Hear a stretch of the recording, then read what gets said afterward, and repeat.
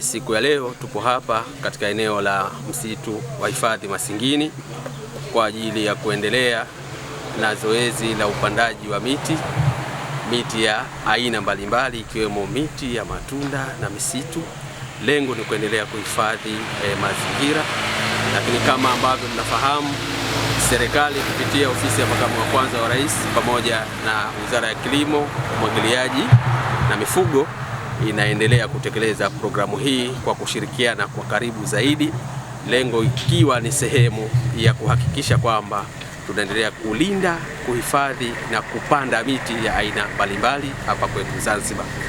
Aidha, programu hii ya utekelezaji wa upandaji wa miti ni sehemu kubwa sana ya mkakati wa kuirejesha Zanzibar ya kijani katika kuhakikisha kwamba tunapanda miti ya aina mbalimbali, kuitunza, lakini pia kuimarisha ile uhalisia au historia ya kijani ambayo ilikuwepo hapa kwetu Zanzibar.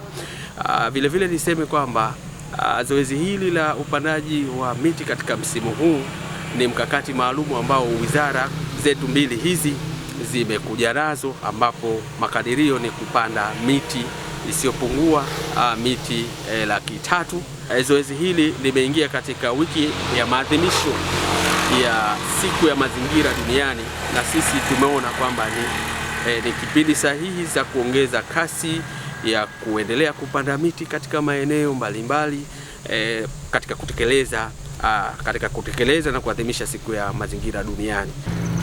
Leo tupo katika msitu huu wa Masingini tukiwaunga mkono wenzetu wa makamu wa kwanza wa rais katika juma hili la sherehe hizi za kuadhimisha siku ya mazingira duniani.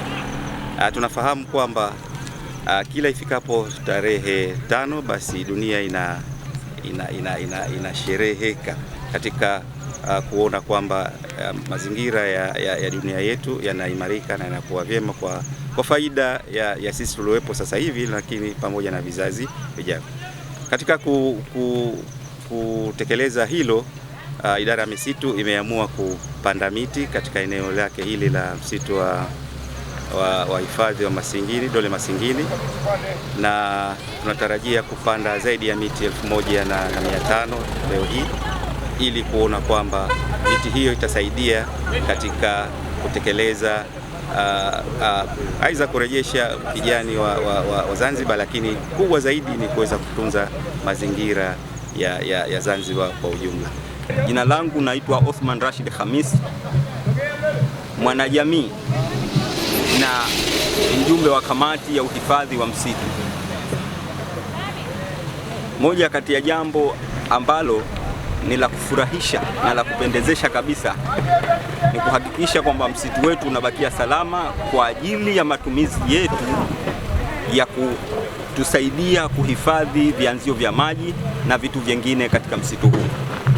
Vile vile ni eneo ambalo kihistoria ni asilia, ambalo lina maporomoko ya asilia pasipo, mpaka sasa tuzidi kujitahidi kuyalinda pasipo kuharibiwa.